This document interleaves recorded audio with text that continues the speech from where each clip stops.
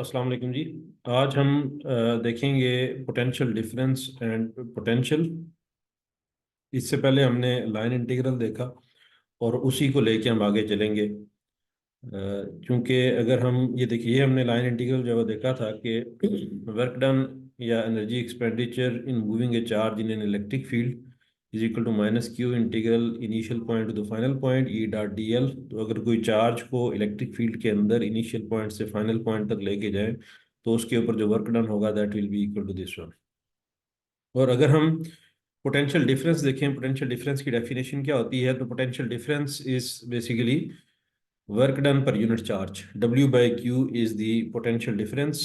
तो work done in moving a point charge from one point to another in an electric field is the potential difference. तो यहाँ पे इस equation में अगर Q को उधर ले जाके डिवाइड कर दें तो जो राइट साइड बचेगी that will be the potential difference. तो पोटेंशियल डिफरेंस इज Q उधर ले जाके डिवाइड हो गया minus minus integral initial to final E dot D L. और इसकी जो यूनिट्स हैं वो हमें पता है वोल्ट्स की होती हैं, लेकिन volt 1 volt is equal to 1 joule per coulomb. और hence the potential difference between points A and B is V A B is minus integral B to A E dot D L and measured in volts. ये हमारे पास जो है equation है V A B की, potential difference between A and B. और फिर अगर हम जो हमने लास्ट लेक्चर में ये हमने एक रिलेशन देखा था कि अगर हमारे पास लाइन चार्जेस हों तो लाइन चार्जेस की वजह से उन लाइन चार्जेस की सराउंडिंग में अगर किसी पॉइंट को बी से ए तक लेके जा किसी चार्ज को बी से ए तक लेके जाना हो तो उसके ऊपर वर्क डन क्या होगा, तो हमने देखा कि वर्क डन जो है वो इसके बराबर है। और अगर हम इसको पोटेंशियल डिफरेंस के सेंस में देखना चाहें तो क्यू को उधर ले जाके डिवाइड कर देंगे तो that will be the work, that will the potential difference, क्योंकि वर्क डन पर unit charge is the potential difference. तो thus the potential difference between point rho equal to A and rho equal to B is VAB is equal to W by Q is equal to, ये Q उधर चला गया तो rho L over 2 pi epsilon naught natural log of B by A. This is the potential difference between B and A. इसी तरीके से अगर हम कोई और दो पॉइंट्स लें, we can try out this definition by finding the potential difference between points A and B at radial distances RA and RB from a point charge Q, choosing an origin at Q. Q जो है कोई charge है जो कि origin के ऊपर मौजूद है, और दो पॉइंट हम लेते हैं, एक पॉइंट जो है वो RB डिस्टेंस के ऊपर है और दूसरा पॉइंट RA डिस्टेंस के ऊपर है। तो इन दोनों पॉइंट्स का, A और B पॉइंट्स का अगर पोटेंशियल डिफरेंस हमने देखना हो तो हम इस इक्वेशन को यूज़ करके पोटेंशियल डिफरेंस जो है वो निकाल सकते हैं। क्योंकि ई हमें पता है कि अगर कोई पॉइंट चार्ज है तो पॉइंट चार्ज के लिए ई की क्या वैल्यू होती है, ये हम लास्ट लेक्चर्स के अंदर देख के आए हैं, क्यू और 4 pi epsilon naught R square into A R unit vector. और डी एल जो है वो इस केस में अगर हम इनका रेडियल डिस्टेंस देखें तो यानी कि ए और बी के दरमियान जो रेडियल डिस्टेंस है उसको अगर डी आर लें, D R into A R unit vector, तो ये अगर हम इस इक्वेशन के अंदर रखते हैं तो ये हमारे पास आ जाएगा A R dot A R one के बराबर आ जाएगा, और ई डॉट डी एल लेंगे तो Q over 4 pi epsilon naught R square into D R. इसको इंटीग्रेट कर लेंगे, लिमिट्स पुट करेंगे आर बी आर ए, तो ये हमारे पास आ जाएगा 1/RA माइनस 1/RB। और यहाँ से हम ये देख सकते हैं कि if R B is greater than R A, the potential difference is positive, indicating that energy is expended by external source in bringing the positive charge from RB to RA. अगर RB दूर है, यानी कि point charge origin के ऊपर है, origin से point B दूर है ए की निस्बत, तो आर तो बी से ए तक आते हुए हमें चूंकि opposite to the electric field आना पड़ेगा। जब opposite to the electric field आएंगे तो इसका मतलब है कि हम उसके ऊपर कोई काम कर रहे हैं, वर्क डन कर रहे हैं, और जो वर्क डन होगा वो भी पॉजिटिव होगा, और जो पोटेंशियल डिफरेंस है that will also be positive. इसी तरीके से अगर हम बात करें कि सिर्फ पोटेंशियल की, कि व्हाट इज पोटेंशियल और absolute potential at A point rather than the potential difference between two points, तो इसमें आपने इलेक्ट्रॉनिक्स के अंदर जो है अगर इसके ऊपर थोड़ा सा गौर करें, इलेक्ट्रॉनिक्स के अंदर आपने देखा होगा अक्सर जब हम ट्रांजिस्टर्स वगैरह को डिस्कस करते हैं, उसकी बायसिंग को डिस्कस करते हैं, तो आपने देखा होगा जैसे यहाँ पे इस पॉइंट के ऊपर ये लिखा हुआ है वोल्टेज 12 वोल्ट जो है वो लिखा हुआ है, अब यहाँ पे दूसरा कोई पॉइंट जो है वो स्पेसिफाइड नहीं है, जिसका मतलब है कि this is the potential at any point. तो पोटेंशियल की बात हम उस वक्त कर सकते हैं, पोटेंशियल डिफरेंस को छोड़ के पोटेंशियल की बात हम उस वक्त कर सकते हैं जब हमारे पास कोई रेफरेंस एक मौजूद होता है। तो यहाँ पे हमें पता है कि इस केस में जो दूसरा पॉइंट है वो ग्राउंडेड है, तो ग्राउंड को हमने रेफरेंस लेके यहाँ पे जो है वो 12 वोल्ट मेंशन किए, तो this is the potential at this point. तो we need to have a reference point which has a zero potential. तो अगर ये हमारे पास कोई रेफरेंस पॉइंट हो तो फिर हम पोटेंशियल डिफरेंस की बजाय सिंपल पोटेंशियल की जो बात कर सकते हैं। और the most universal zero reference point in experimental and physical potential measurements is ground. और another widely used reference point is infinity. Working with the gravitational potential field on Earth, the zero reference is normally taken at the sea level. Gravity में हमें पता है कि जो reference है वो सी level को लिया जाता है। जब भी हम हाइट कहते हैं कि कोई चीज़ कितनी हाइट के ऊपर है, तो वो हमारा मुराद ये होता है कि वो सी लेवल से कितनी हाइट के ऊपर है। देखिए, एक चीज़ तो ये हो सकती है कि ये दो हमारे पास कोई आइटम्स हैं, तो इनका आपस में हाइट का डिफरेंस कितना है, तो वो हम कहेंगे जी लेट अस से दिस इज 15-20 सेंटीमीटर। लेकिन अगर मैं सिर्फ ये कहूँ कि ये पॉइंट कितनी हाइट के ऊपर है, तो वो हम फिर जो है वो सी लेवल को लेके तो उसका बताते हैं जी कि ये पॉइंट जो है वो कितनी हाइट के ऊपर है, तो रेफरेंस जो है वो सी लेवल हो जाता है।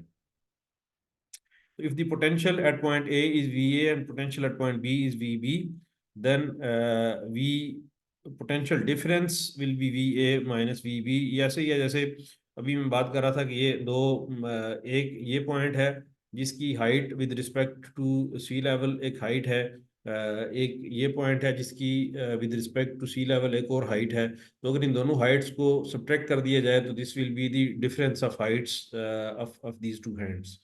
तो ये हाइट, ये potential with respect to reference, potential with respect to the same reference, और ये हमारे पास potential difference of these 2 points आ जाएगा। और इसमें जो अहम बात है, where we necessarily agree that V A and V B have the same zero reference point. तो रेफरेंस जो है वो दोनों केसेस में, इन दोनों केसेस में रेफरेंस सेम होना चाहिए। अच्छा, इसी तरीके से अगर हम पोटेंशियल को थोड़ा सा मजीद डिस्कस करें, तो ये हमने देखा, अगर हमारे पास दो पॉइंट्स हैं ए और बी, तो ये पोटेंशियल डिफरेंस है between A and B due to a point charge. और फिर हम कहें कि we found this expression for the potential difference between 2 points located at r is equal to ra and r is equal to rb in the field of a point charge q placed at the origin. और the simplest possibility is to let v is equal to 0 at infinity। अगर हम reference जो है वो infinite को लें, infinite को reference लें और वहाँ पे अज्यूम करें कि potential at infinity is zero, तो इट मीन्स कि आर बी हमारा जो है वो इन्फिनिट हो जाएगा। जो डिस्टेंस है पॉइंट क्यू से आर बी का, जो बी का जो डिस्टेंस है दैट विल बिकम इनफाइनाइट। और अगर वो इनफाइनाइट होता है तो 1/इनफाइनाइट इज ज़ीरो, तो ये जो दूसरी टर्म है ये हमारी यहाँ से ख़त्म हो जाएगी। तो इसका मतलब है कि V A potential at point A will be equal to Q over 4 pi epsilon naught R A. और जब हम सिर्फ एक ही पॉइंट की बात कर रहे हैं जिसका क्यू से डिस्टेंस जो है वो आर ए है, तो हमें ए सब्सक्रिप्ट की अब जो है ज़रूरत नहीं है। हम सिंपल जो है वहाँ पे ए सब्सक्रिप्ट को ख़त्म कर सकते हैं और सिंपल लिख सकते हैं कि potential at distance R is equal to Q over 4 pi epsilon naught R. अगर कोई चार्ज क्यू है तो उससे आर डिस्टेंस के ऊपर कोई पॉइंट है, वहाँ पे जो पोटेंशियल होगा Q over 4 pi epsilon naught R वहाँ पे पोटेंशियल होगा। It says that q over 4 pi epsilon naught r joules of work must be done in carrying a unit charge from infinity to any point r meters from the charge q। तो हम इसको इस तरीके से भी ले सकते हैं कि क्योंकि ये वर्क डन पर यूनिट चार्ज होता है, तो this much work done we need to do in carrying a unit charge from infinity to a point which is r meters away from the charge q।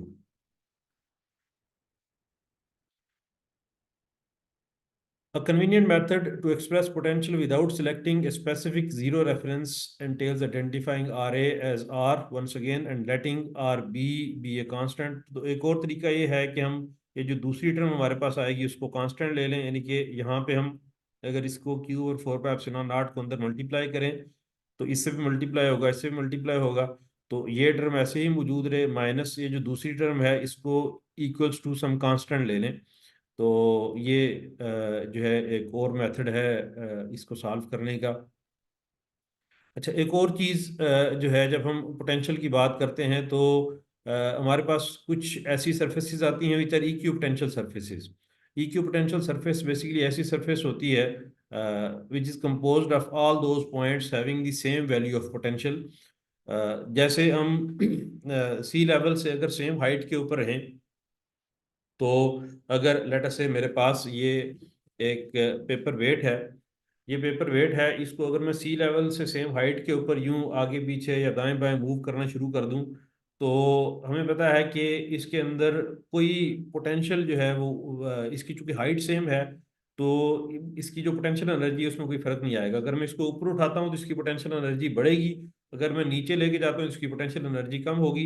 लेकिन अगर मैं same height पे रहते हुए इसको दाएं बाएं या आगे पीछे मूव करता हूँ, तो इसकी पोटेंशियल एनर्जी जो है उसमें कोई फर्क नहीं पड़ेगा। तो इसलिए हम कह सकते हैं कि ज़मीन के पैरेलल ऐसी सरफेसेस जो है, कोई ऐसी सरफेस जिसके ऊपर पोटेंशियल की वैल्यू सेम रहे, that is an equipotential surface. Exactly इसी तरीके से जब हम यहाँ पे इलेक्ट्रिक फील्ड की और पोटेंशियल की बात करते हैं, तो हमारे पास कुछ ऐसी सरफेसेस होती हैं, किसी भी फील्ड के अंदर ऐसी सरफेसेस मौजूद होती हैं कि which have the same potential, और उसके में जितने भी पॉइंट्स हैं वो सेम पोटेंशियल के ऊपर हैं, और एक पॉइंट से दूसरे पॉइंट पे जाते हुए कोई भी वर्क डन जो है उसके अंदर इन्वॉल्व नहीं होता। ये ऐसे ही है जैसे अगर हम इसको समझने की कोशिश करें कि जो परिंदे हैं यूजली वो बैठे होते हैं कि तार के ऊपर, जो बिजली की तार है उसके ऊपर बैठे होते हैं, तो उनको करंट नहीं लगता। जबकि उनकी या अगर हम इंसान की फॉर एग्जांपल बात करते हैं, हम अगर एक तार को पकड़ के ऐसे लटक जाएं, दोनों हाथों से पकड़ के लटक जाएं सिर्फ एक तार को, और किसी दूसरी तार को टच ना करें, तो हमें करंट नहीं लगेगा। उसकी वजह यह है कि हमारे जो दोनों हाथ हैं वो सेम पोटेंशियल के ऊपर हैं। वो जो एक वायर है, वो वायर क्योंकि सेम पोटेंशियल के ऊपर है, तो जब सेम पोटेंशियल के ऊपर है तो पोटेंशियल डिफरेंस मौजूद नहीं है। पोटेंशियल डिफरेंस नहीं है तो कोई चार्जेस जो है हमारी बॉडी में से फ्लो नहीं करेंगे। तो इसलिए हम उस तार को कह सकते हैं कि that is on the equipotential. लेकिन अगर हम दो डिफरेंट वायर्स को पकड़ लेते हैं, तो दो डिफरेंट वायर्स को पकड़ने से, क्योंकि उनके दरमियान पोटेंशियल का डिफरेंस मौजूद है, पोटेंशियल डिफरेंस की वजह से चार्जेस जो है वो फ्लो करते हैं, और चार्जेस जब फ्लो करेंगे तो करंट जो है वो हमारी बॉडी में से गुजरेगा। तो इसलिए ऐसी सरफेसेस मौजूद होती हैं which have the equi which have the same potential, और ऐसी सरफेसेस को जो है वो इक्यू पोटेंशियल सरफेस कहा जाता है। और जब हम इक्यू पोटेंशियल सरफेस की बात करते हैं, तो no work is involve in moving a unit charge around on an equipotential surface.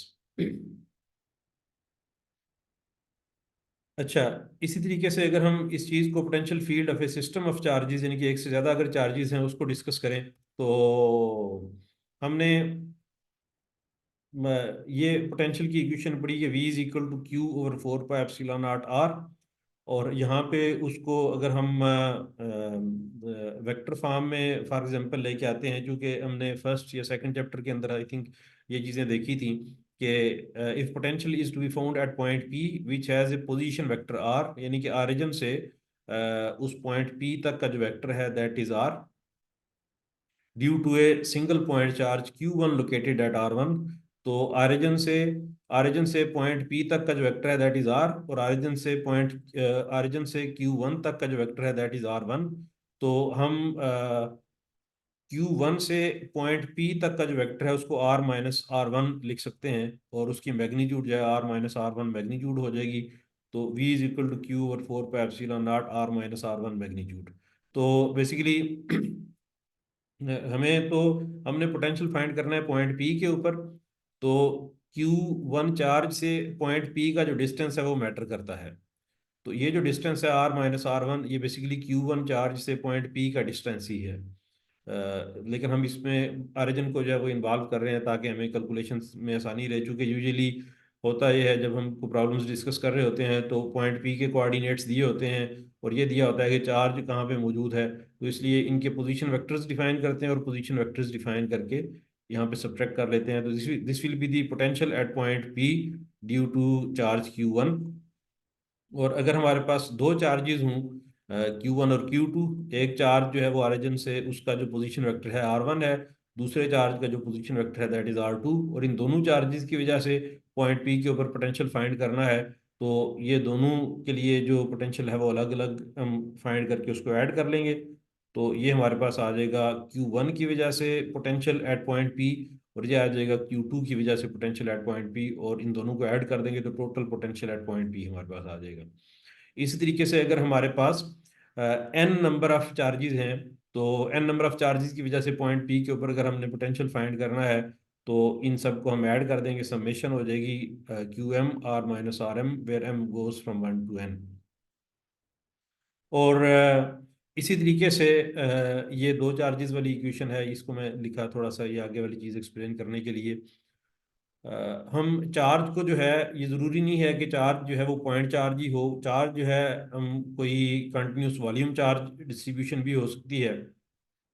तो अगर हमारे पास चार्ज है वो वॉल्यूम चार्ज है, रो वी डेल्टा वी के बराबर है वो चार्ज, तो क्यू की जगह पे रो वी डेल्टा वी हम लिख सकते हैं वॉल्यूम चार्ज के लिए, रो वी डेल्टा वी। और ये R1 बेसिकली शो कर रहा है कि वो जो चार्ज है, जो वॉल्यूम चार्ज है वो ओरिजिन से R1 पोजीशन वेक्टर पे है। ये पोजीशन वेक्टर सिर्फ उसके रेफरेंस के लिए हम दे रहे हैं कि ये हम R1 उसकी बात कर रहे हैं, चार्ज 1 की बात कर रहे हैं, चार्ज 2 है, ये चार्ज n है।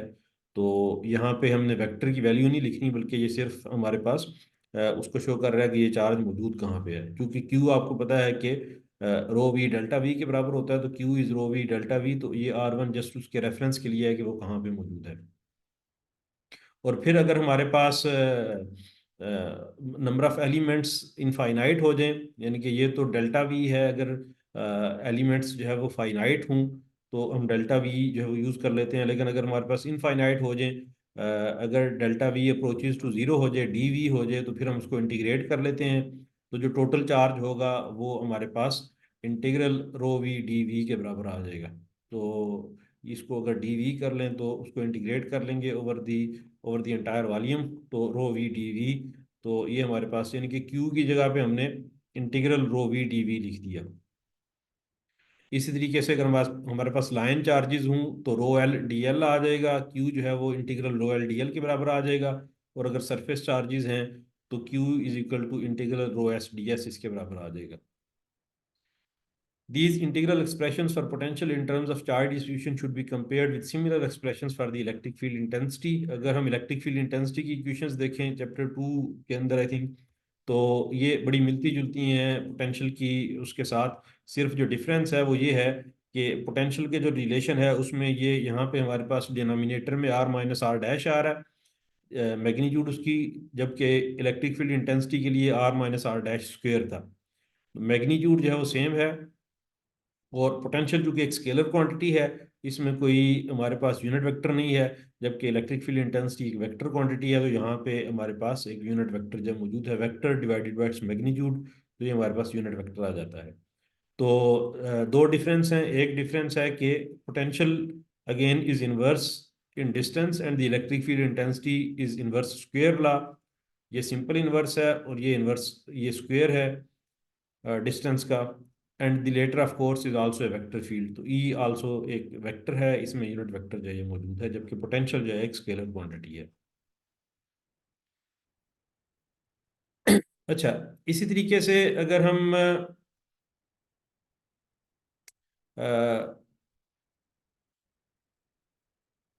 बात करें for a zero reference at infinity, then the potential is the work done in carrying a unit positive charge from infinity to the point at which we desire the potential.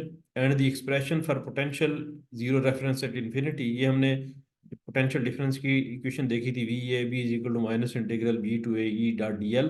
तो B चूंकि infinity के ऊपर चला गया तो infinite to A E dot D L ये हमारे पास equation आ जाएगी। और अगर इसको पोटेंशियल डिफरेंस के केस में देखना चाहें तो V A B is equal to V A minus V B is equal to minus integral B to A E dot D L. और चूंकि हमने ये देखा है कि जो वर्क डन होता है वो भी एक स्पेसिफिक पाथ से इंडिपेंडेंट होता है, तो इसी तरीके से ये जो पोटेंशियल डिफरेंस है is also not dependent on the path chosen for the line integral regardless of the source of the E field. तो जो पोटेंशियल डिफरेंस है वो भी ये जो पाथ है उससे इंडिपेंडेंट होगा, आप किसी भी पाथ से ए से बी तक उस चार्ज को पॉइंट चार्ज, क्योंकि वर्क डन पर unit charge is the potential difference, एक पॉइंट चार्ज को पॉइंट बी से लेके पॉइंट ए तक लेके आए, कोई भी पाथ आप चूज करें तो वर्क डन पर unit charge will be same, that will be independent of the path. This result is often stated concisely by recognizing that no work is done in carrying the unit charge around any closed path. और यहाँ पे हम ये ज़रा कह सकते हैं कि कोई क्लोज पाथ है जहाँ से हमने शुरू किया था, वहीं पे हम जो है वो आगे, तो जो लिमिट्स हैं वो अगर यहाँ पे we A minus V A हो जाए, ए से ही शुरू किया था ए पे ही मुड़ के आ गए, या बी से शुरू किया था बी पे ही मुड़ के आ गए, तो पोटेंशियल डिफरेंस जो है वो जीरो हो जाएगा. So this result is often stated concisely by recognizing that no work is done in carrying the unit charge around any closed path, or E dot dl in a closed path is equal to zero. So this equation is true for the static fields only, and any field that satisfies the above equation where the closed line integral of the field is zero is said to be a conservative field. और जहाँ पे भी ये equation जो है ये fulfil होगी, हम उसको एक कंजर्वेटिव फील्ड का जो है वो नाम देंगे. कुछ ऐसी फील्ड्स भी हो सकती हैं कि जो इस इक्वेशन को सेटिस्फाई ना करें, उनको हम नॉन कंजर्वेटिव फील्ड्स कह लेंगे.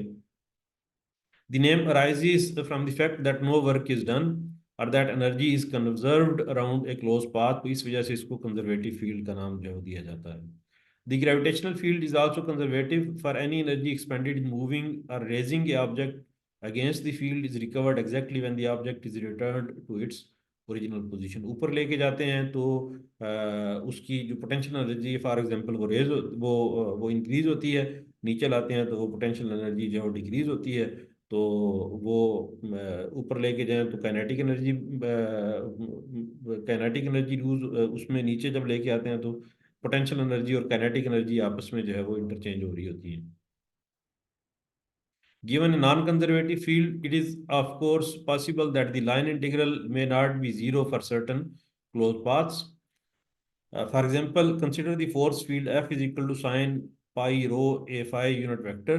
अगर हमारे पास ये यहाँ पे तो हम E फील्ड की बात कर रहे हैं, लेकिन अगर हमारे पास कोई F फील्ड हो, कोई फोर्स की फील्ड हो, तो around a circular path of radius rho is equal to rho one where we have D L is equal to rho D phi A phi.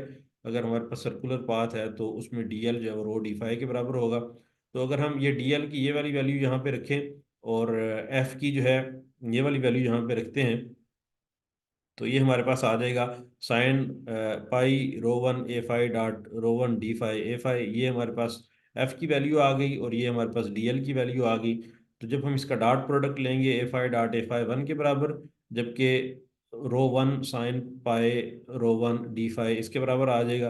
अब यहाँ से आप देख सकते हैं कि जब इसको इंटीग्रेट करेंगे,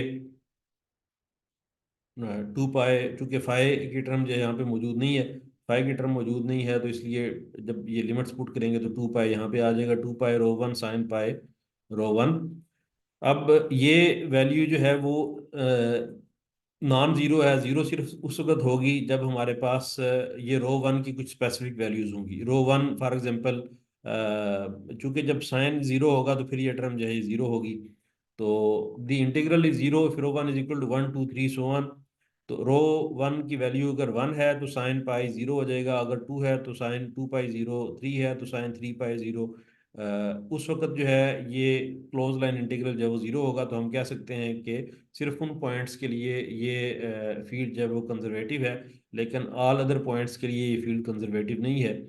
सो the integral is zero only for these values but it is not zero for other values of rho one or for most other closed paths, and the given field is non-conservative.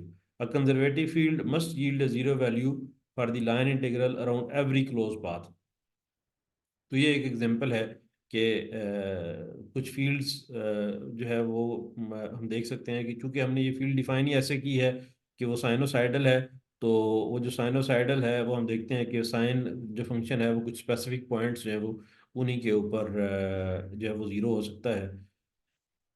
तो यहाँ तक इसको रखते हैं, बाकी next lecture के अंदर इसको देखेंगे. अगर आपका कोई क्वेश्चन है तो आप कमेंट कर सकते हैं. Thank you.